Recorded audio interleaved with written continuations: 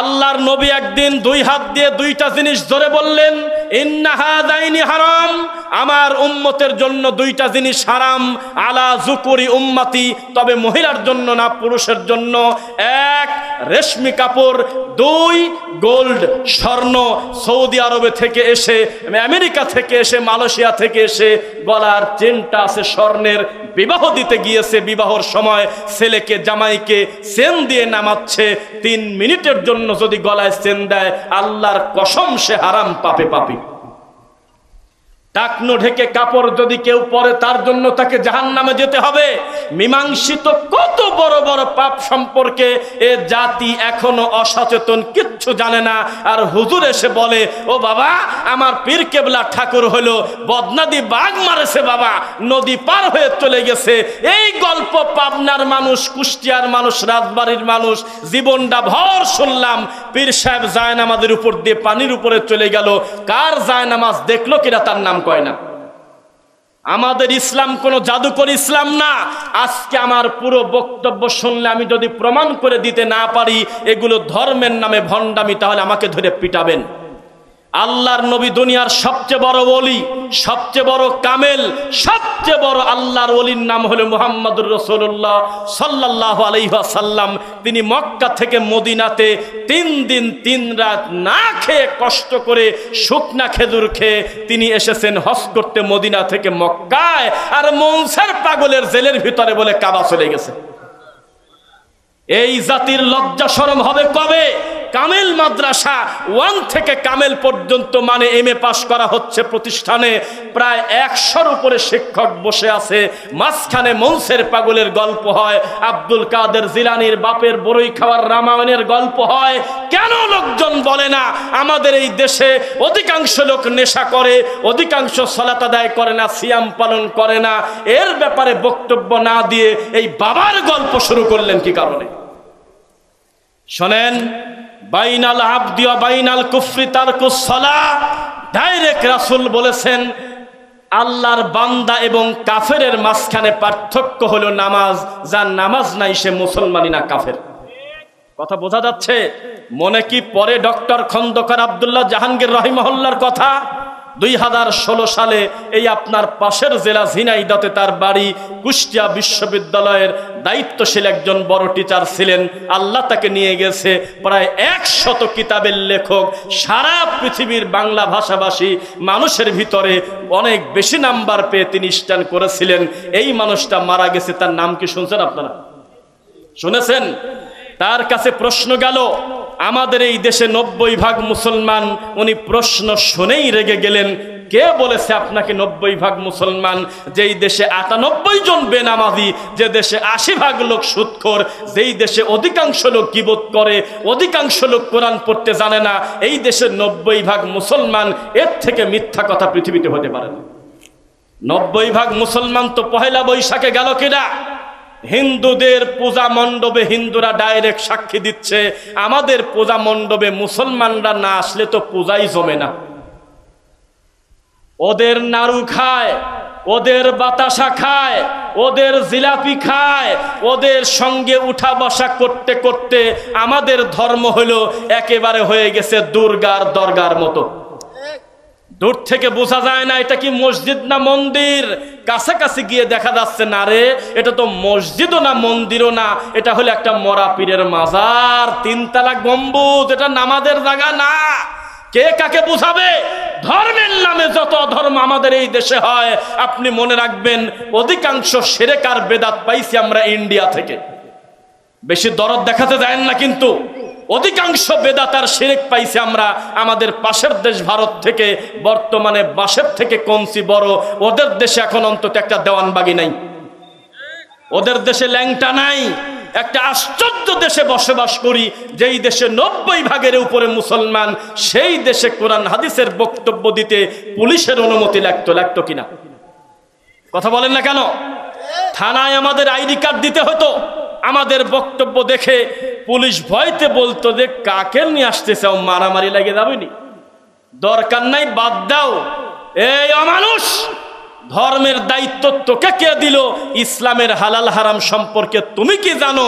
তুমি ধর্মের দায়িত্ব নিতে গেলে কেন? ধর্মের দায়িত্ব নিয়ে তারা যারা কোরআন এবং হাদিসের কথা বলবে ইনশাআল্লাহ। কে কার কথা শোনে? আজকের এই বৈঠক থেকে আপনি সিদ্ধান্ত নেবেন আপনার জীবনটা চলবে কোরআন হাদিসের বাইরে না, বলেন ইনশাআল্লাহ।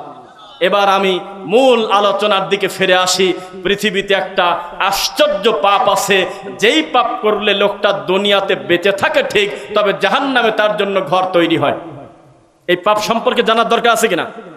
সেই পাপ কি?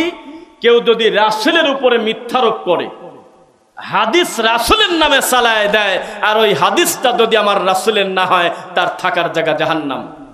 ও হুজুর, তোমার মুনাফিকি ধরতে পারি না আমরা?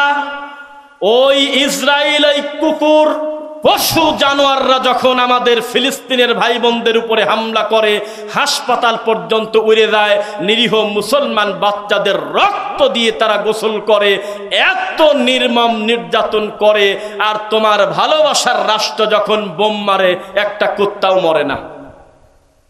জেনে রাখবে, তুমি যাকে আইডল মনে করো, তুমি যাকে পছন্দ মনে করো, সে হলো ইহুদিদের বি টিম। বি টিম বোঝেন?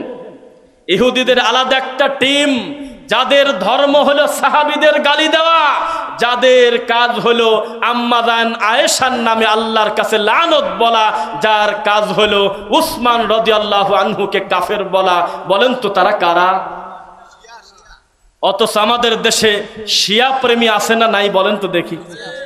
সবচেয়ে বেশি এখনই যদি বাংলাদেশের সাথে বা কোনো মুসলমান রাষ্ট্রের সাথে শিয়াদের যুদ্ধ লাগে, আমাদের এই দেশের আবেগীরা শিয়াদের পক্ষ নেবে। শোনেন, হিসাব বড় কঠিন। কেউ যদি একটা সাহাবী সম্পর্কে কটু মন্তব্য করে, আমরা তাকে সুস্থ মানুষ মনে করি না। আর তারা সবচেয়ে ভালো আকীদা, তাদের 32টা দল আছে শিয়াদের ভিতরে, তার একটা দল হলো সবচেয়ে ভালো, সেই দলের আকীদা আসল কোরআন উসমান পড়া ফেলছে।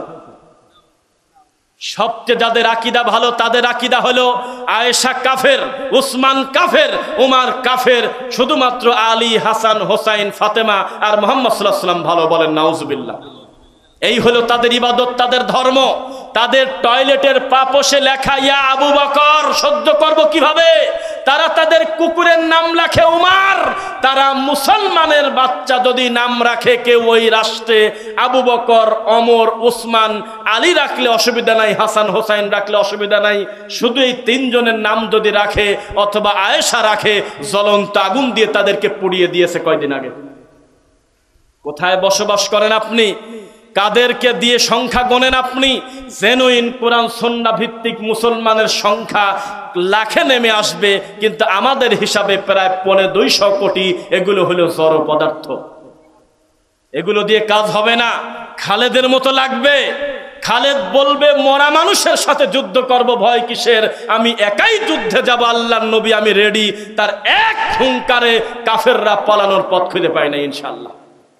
কিসের হাত তুলে কান্নাকাটি করেন? কিসের তাকবীর দিচ্ছেন আপনি? জাল হাদিস শুনে শুনে আবার বলে যে ঠিক কিনা, বলো কি ঠিক? মিথ্যার আবার ঠিক কিসের? আমাদের এই ধর্ম হয়ে গেছে এখন বর্তমানে রঙ্গমঞ্চ। তাই এবার থেকে খুব কঠোর ভূমিকা নিতে চাচ্ছি। টাইমের বিষয়ে আমরা সচেতন থাকবো, বলেন ইনশাআল্লাহ। আমাদেরকে ঠেকায় রেখে ওই যে সাপ খেলা দেখায়, সাপুড়িরা দেখবেন খেলা দেখতে দেখতে যখন দেখে লোকজনের ভিতর বিরক্ত চলে আসলো, তখন টেবিলের পর মাঝে মধ্যে থাপ্পড় দিয়ে বলে এই নড়াচড়া করিস না। তখন লোকজন মনে করে এর ভিতরে আছে বড় সাপ। আসলে কিছুই না, এর জাতি নিমক হারাম। জুমার খতিবের মূল্য দেন না কেন? ওক্তের ইমামকে ভালোবাসেন না কেন? জুমার ইমামকে মোহাব্বত করেন না কেন? তার কাছ থেকে কোরআনটা তেলাওয়াত শুদ্ধ করেন না কেন? তার কাছ থেকে রুকুটা শিক্ষা করেন না কেন? সারা বছর পরে জালসার অপেক্ষায় থাকেন কি কারণে? বলেন কেন থাকেন? ইমাম সাহেবের কাছে গিয়ে বলেন, আমরা গোটা সমাজের 50টা যুবক আপনার কাছ থেকে কোরআন শুদ্ধ না করা পর্যন্ত আপনাকে ছাড়ব না। আপনাকে আমরা খুশি করব, আপনি আমাদের কোরআন পড়ান, আপনি আমাদের রুকুটা শুদ্ধ করে দেন, সেজদা শুদ্ধ করে দেন, কিভাবে আল্লাহ ভীরু হওয়া যায় পদ্ধতি দেখান। কোনোদিন তারা কোনো বিষয়ে সহযোগিতা করে না। সারা বছর পরে একদিন মাহফিলটাকে একেবারে বিয়ের মঞ্চের মতো করে সাজায়। বিচার একদিন হবে, মনে রাখবেন। আজকের এই মাহফিল থেকে শিক্ষা গ্রহণ করেন। মাহফিল হবে 365 দিন। কিসের শুধু শীতের সিজন? যে কোনো সময় ডাক আসতে পারে, মুসলমান তোমরা কোথায়? মুসলমান লাব্বাইক বলে দাঁড়িয়ে বলবে, কোরআন হাদিস যেখানে আমরা আছি সেখানে ইনশাআল্লাহ। এটা চান কিনা বলেন?